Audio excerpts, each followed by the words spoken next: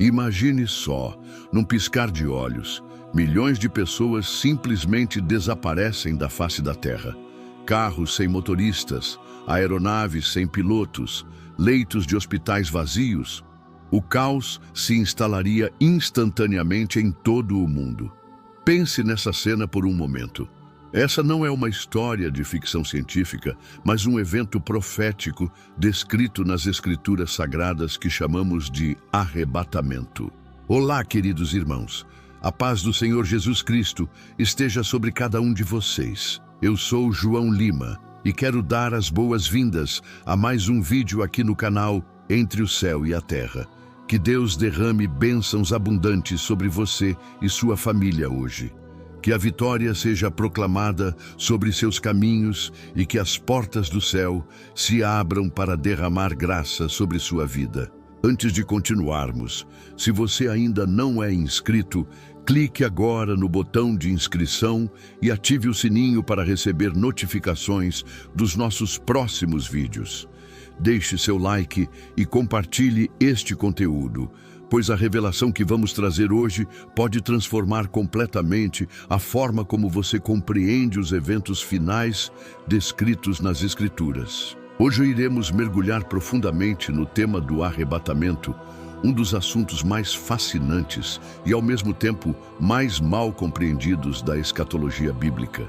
Nas próximas partes deste vídeo, vou apresentar revelações que possivelmente você nunca ouviu antes e que mudarão sua perspectiva sobre os últimos dias. O arrebatamento é mencionado claramente em primeira carta aos Tessalonicenses, capítulo 4, versículos 16 e 17, onde lemos: Porque o Senhor mesmo descerá do céu com alarido, com voz de arcanjo e com a trombeta de Deus, e os que morreram em Cristo ressuscitarão primeiro. Depois, nós, os que ficarmos vivos, seremos arrebatados juntamente com eles nas nuvens para o encontro com o Senhor nos ares, e assim estaremos sempre com o Senhor. Este evento monumental representa a esperança viva de cada cristão genuíno, o momento em que seremos transformados e levados para estarmos com Cristo. Mas quando isso acontecerá? Será antes da grande tribulação, durante ou depois? É sobre essas questões que vamos refletir hoje. A palavra arrebatamento vem do latim rapio, que significa levar à força ou arrebatar. No grego, o termo utilizado é harpazo, que transmite a ideia de ser pego ou tomado repentinamente. Esse conceito aparece em outras passagens bíblicas também, como em Mateus capítulo 24, versículos 40 e 41, que diz: Então, 2 estarão no campo, um será tomado e o outro deixado.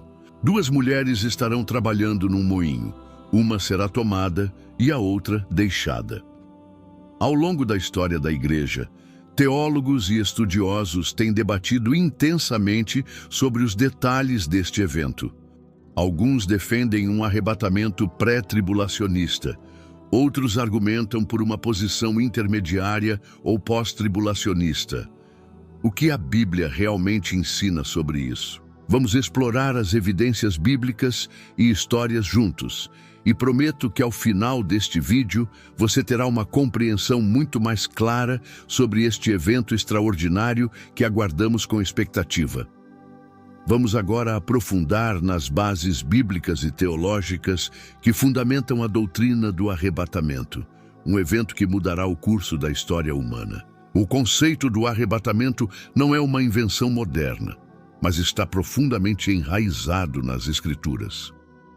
Além da passagem de primeira carta aos Tessalonicenses que mencionei, encontramos em primeira carta aos Coríntios, capítulo 15, versículos 51 e 52. Eis que vos digo um mistério. Nem todos dormiremos, mas todos seremos transformados num momento, num abrir e fechar de olhos, ao som da última trombeta. Porque a trombeta soará, os mortos ressuscitarão incorruptíveis e nós seremos transformados. pense na magnitude deste evento. Em uma fração de segundo, nossos corpos serão transformados de mortais para imortais, de corruptíveis para incorruptíveis. Como bem explica o renomado teólogo John Walvoord, essa transformação instantânea representa a consumação da obra redentora de Cristo em nossos corpos físicos. No livro de João, capítulo 14, versículos 2 e 3, Jesus faz uma promessa que muitos estudiosos associam ao arrebatamento. Na casa de meu Pai há muitas moradas. Se não fosse assim, eu vô-lo teria dito. Vou preparar-vos lugar, e quando eu for e vos preparar lugar, voltarei e vos receberei para mim mesmo, para que onde eu estou, estejais vós também. Esta promessa é poderosa. Jesus está preparando um lugar para nós e voltará para nos levar. Não é uma promessa condicional ou que depende de nossa performance, mas um compromisso divino, baseado na fidelidade de Deus. Agora, vamos examinar as diferentes perspectivas sobre o momento do arrebatamento em relação à grande tribulação, descrita no livro de Apocalipse. A visão pré-tribulacionista, defendida por estudiosos como Tim LaHaye e Thomas Ice, sustenta que o arrebatamento ocorrerá antes do período de 7 anos da grande tribulação. Eles apontam para Apocalipse capítulo 3, versículo 10, onde Jesus promete: porque guardaste a palavra da minha perseverança, também eu te guardarei da hora da provação que há de vir sobre o mundo inteiro para experimentar os que habitam sobre a terra. Já a visão mesotribulacionista sugere que o arrebatamento acontecerá no meio da tribulação, após 3 anos e meio. Baseiam-se em referências como a última trombeta, mencionada por Paulo, e as trombetas do Apocalipse. A visão pós-tribulacionista, por sua vez, argumenta que a igreja passará por toda a tribulação, sendo arrebatada apenas no final, momentos antes da volta gloriosa de Cristo à Terra. Eles citam passagens como Mateus, capítulo 24, onde Jesus fala sobre a tribulação e depois o arrebatamento. Os arqueólogos têm descoberto que as primeiras comunidades cristãs viviam em constante expectativa da volta de Cristo. Inscrições em catacumbas romanas datadas do 2º século depois de Cristo já expressavam essa esperança. Maranata, o Senhor vem. Era um lema comum entre os primeiros cristãos. Independentemente da posição que adotamos sobre o momento exato, a certeza do arrebatamento deve nos conduzir a uma vida de vigilância e santidade. Como diz Pedro na primeira carta de Pedro, capítulo 4, versículo 7. O fim de todas as coisas está próximo.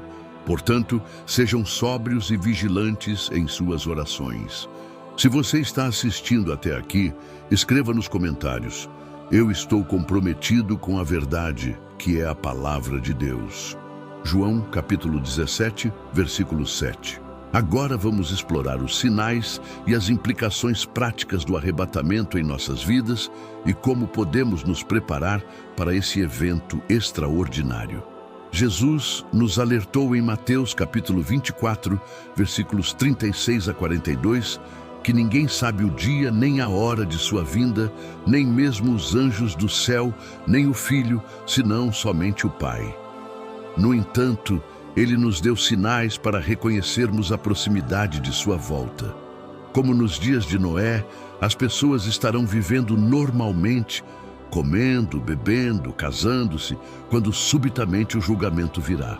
Da mesma forma, o arrebatamento ocorrerá quando muitos não estiverem esperando. Um aspecto fascinante é que vivemos em uma época sem precedentes na história humana. Israel foi restaurado como nação em 1948, depois de quase 2000 anos de dispersão. Um evento profético extraordinário previsto em Ezequiel, capítulo 37. Jerusalém retornou ao controle israelense em 1967, cumprindo a profecia de Lucas, capítulo 21, versículo 24, onde Jesus disse que Jerusalém seria pisada pelos gentios, até que os tempos dos gentios se completassem. O arqueólogo e professor de estudos bíblicos, Randall Price, observa que nunca antes na história tantas profecias convergiram simultaneamente como vemos hoje.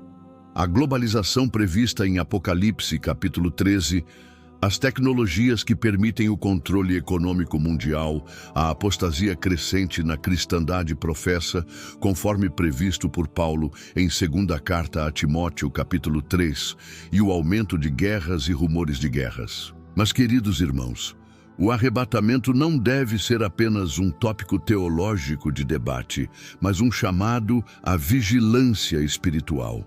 Como Jesus ensinou na parábola das 10 virgens em Mateus capítulo 25, apenas as que estavam preparadas entraram para as bodas. As lâmpadas acesas representam uma vida de comunhão constante com Deus através do Espírito Santo. Muitos perguntam: o que acontecerá com aqueles que nunca ouviram o Evangelho? A Bíblia é clara em Romanos capítulo 1, versículos 18 a 20. Que Deus se revelou a toda a humanidade através da criação, mas também comissiona a igreja em Mateus capítulo 28, versículos 19 e 20, a levar o evangelho a toda criatura. Deus é justo em todos os seus caminhos e julgará com perfeita justiça.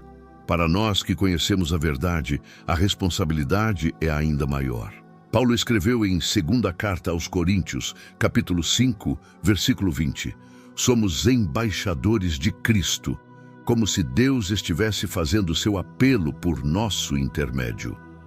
Cada dia que passa é uma oportunidade dada por Deus para que mais pessoas sejam salvas antes do arrebatamento.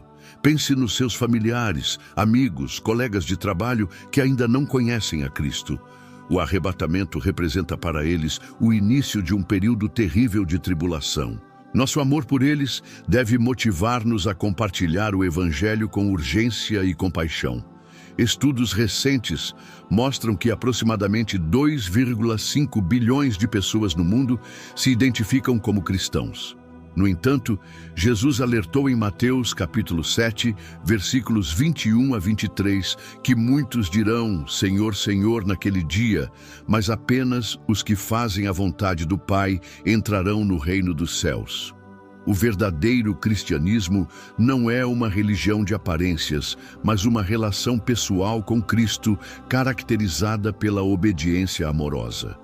O teólogo Wayne Grudem explica que o arrebatamento não é apenas uma saída de emergência para escapar das dificuldades, mas a realização da promessa de Deus de reunir sua igreja com Cristo, o noivo, para as bodas do Cordeiro, descritas em Apocalipse capítulo 19, e como essa esperança deve moldar nossas vidas agora. Paulo nos instrui em Tito capítulo 2, versículos 11 a 13, a vivermos de maneira sóbria, justa e piedosa neste século presente, aguardando a bendita esperança e o aparecimento da glória do grande Deus e nosso Salvador Jesus Cristo.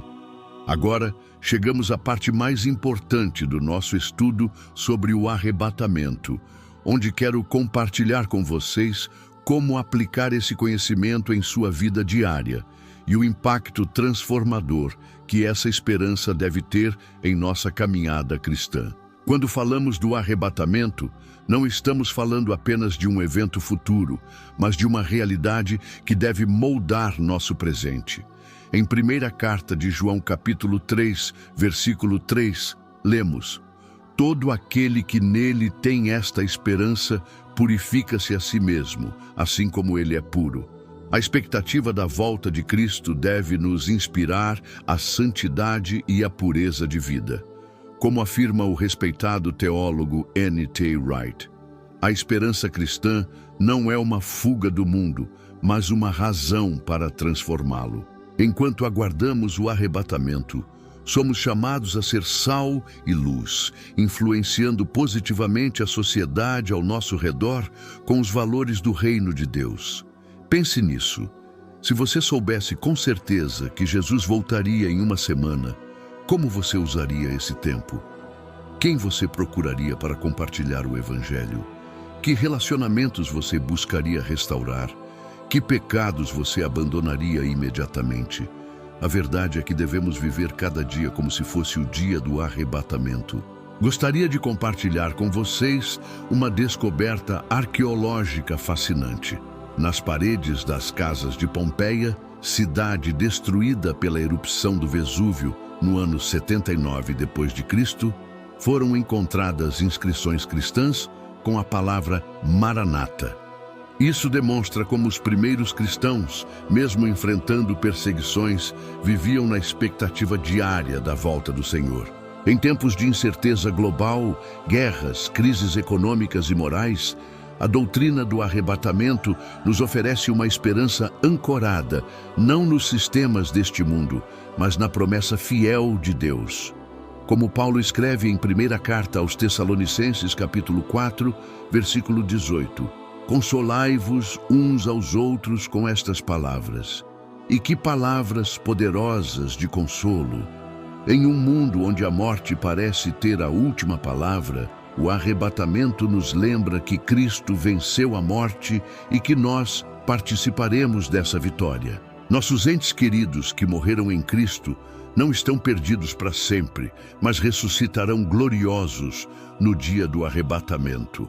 A Bíblia nos ensina em segunda carta a Pedro, capítulo 3, versículos 11 a 14, que a expectativa do retorno de Cristo deve nos motivar a viver de maneira santa e piedosa, esperando e apressando a vinda do dia de Deus.